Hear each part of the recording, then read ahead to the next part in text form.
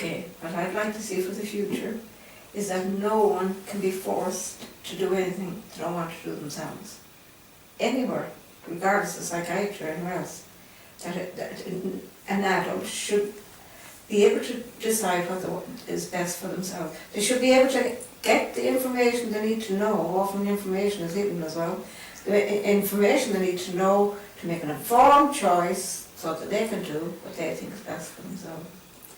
I would like that if people want help, if they're in some kind of a place where they feel they want help and they're finding this world too hard to cope with themselves, first of all they would want it, and secondly it would be help that they would help them to be find themselves again and transform, as that's what we're doing all the time anyway. That's what growth is. You die to something and you rise to something else.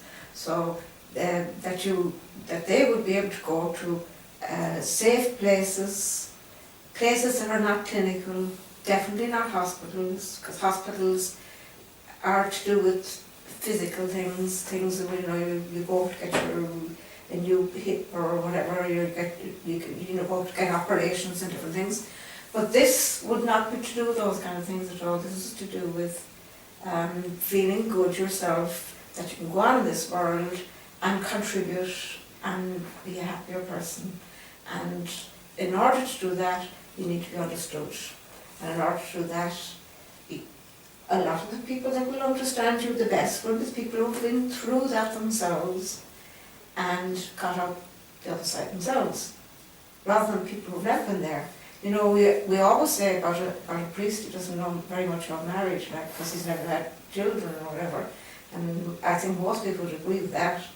But when it comes to trauma or psychological distress, people don't seem to see that. They seem to think that people that go to college and study books that really don't often understand. I know this from being a teacher myself. I've taught music for most of my life. I know, and I've done the theory side of music as well as the practical side. And I know a lot of my students would be more trying to want to learn off what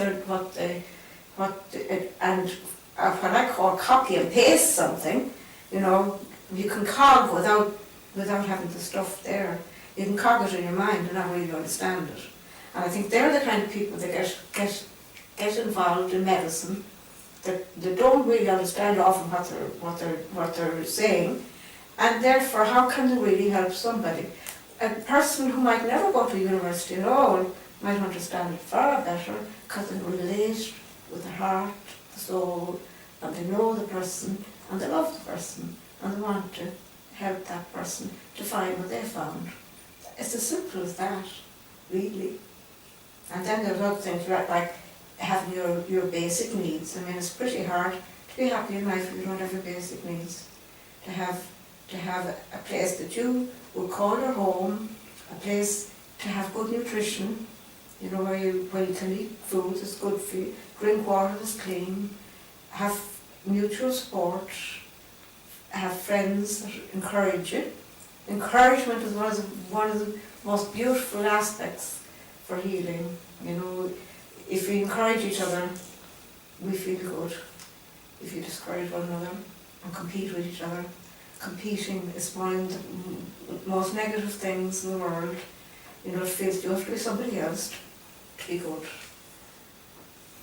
We've been involved in exposing electroshock and the human rights aspect to people, especially being forced treated with electroshock. And as I speak, psychiatrists still can force a person to have electroshock, even if they don't want it. As I speak, if I was unfortunate enough to find myself in hospital again, and I know electroshock causes brain damage, I know the psychotropic drugs cause brain damage too, I can be forced to have either, even though it's very obvious from my life if people know my story, that they did cause serious harm to me, and that's wrong. It's wrong that people can't decide what's best for themselves. People who are diagnosed by psychiatry are not children. They are adults. They have the right to decide what is best for themselves. Well, my own journey of enlightenment started, I suppose, around about the year 2000 or so as well. Before that, I was your average layman, accepting everything that I was being told by the experts. I was kind of a carer for Mary. I was minding her in the sense that making sure that she took her medication on the time when she was supposed to take it. Every day she had a little box with all her tablets in it, and I was supervising that, and I was going along very much with everything that I was being told by the experts. And then it was around the year 2000, I think it coincided with the publication of Beyond Prozac, that book by Terry Lynch, which was very enlightening for me. It put everything in a whole new perspective, and that had come on top of another book by Dr. Peter Breggin, an American psychiatrist, which also was saying the same message essentially.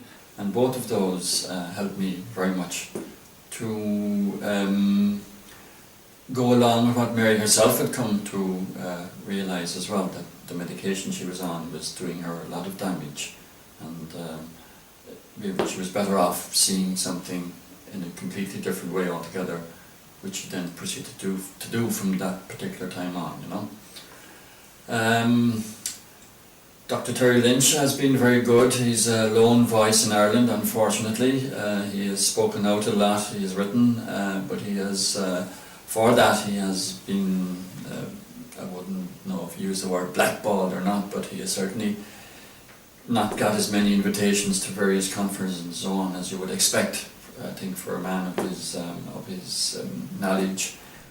Medication, as I see it, has a place, short-term where possible, but honesty there should be honesty in terms of medication, honesty in terms of how it works and acts. I would never say to somebody that your medication is correcting a chemical imbalance, because that's never been established. That's a lie. It's an untruth. I can't tell somebody that.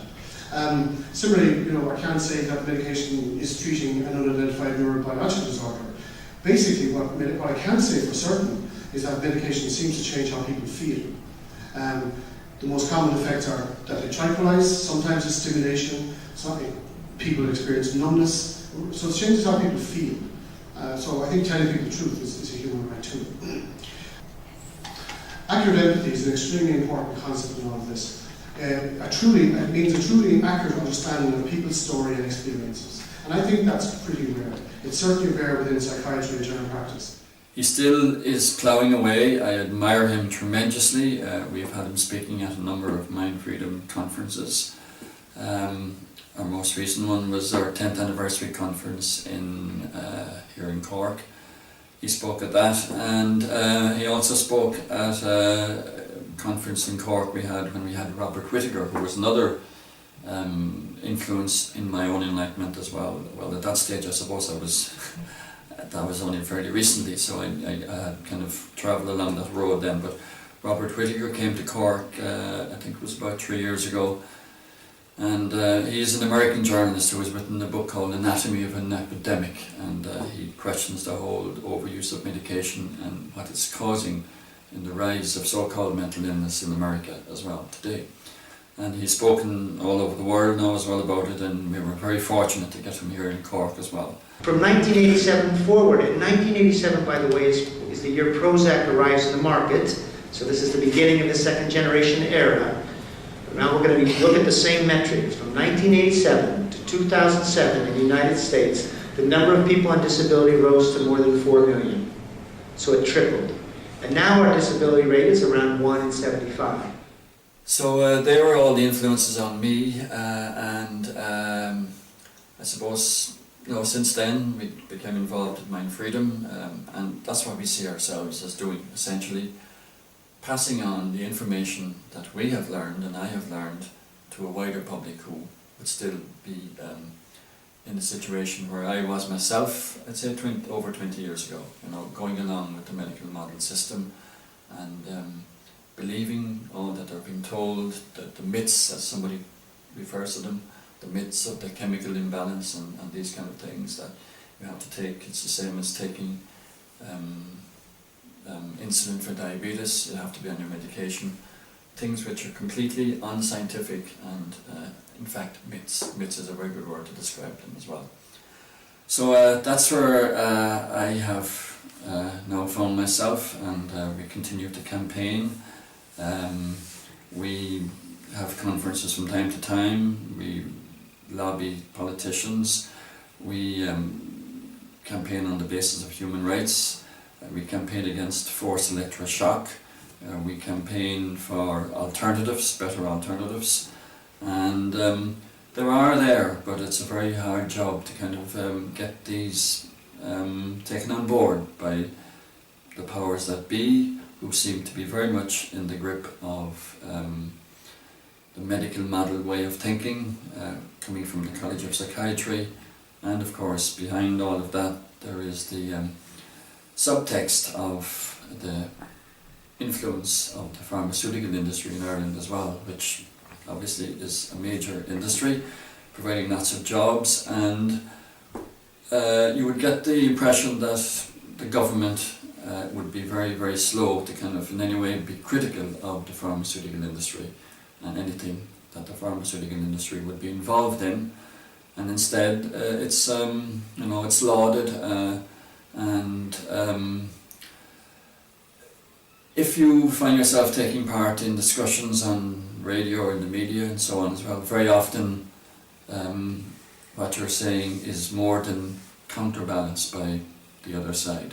So we would see ourselves as having still an uphill struggle to kind of get the message across to the public in that regard.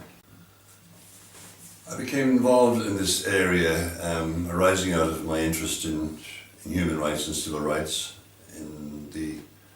having been in South Africa and seeing what lack of it does to society, both individuals and groups.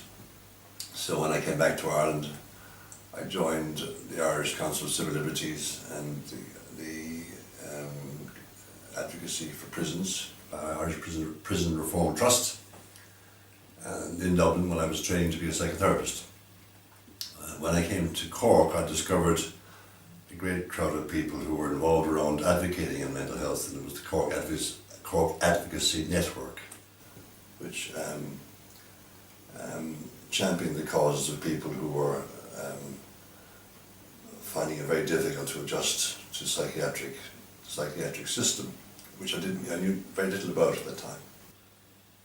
And there was that, from there, the Cork Advocacy Network, that I joined the network back around the turn of the millennium, and became educated by people like Mary Maddock and a woman called Helena, who has tragically left us, who I knew and loved, and others, John McCarthy, who was quite famous, who has also left us, and Michael Curry, who's also left us, who was a great doctor and psychiatrist and very different than the conventional medical psychiatrist in Dublin.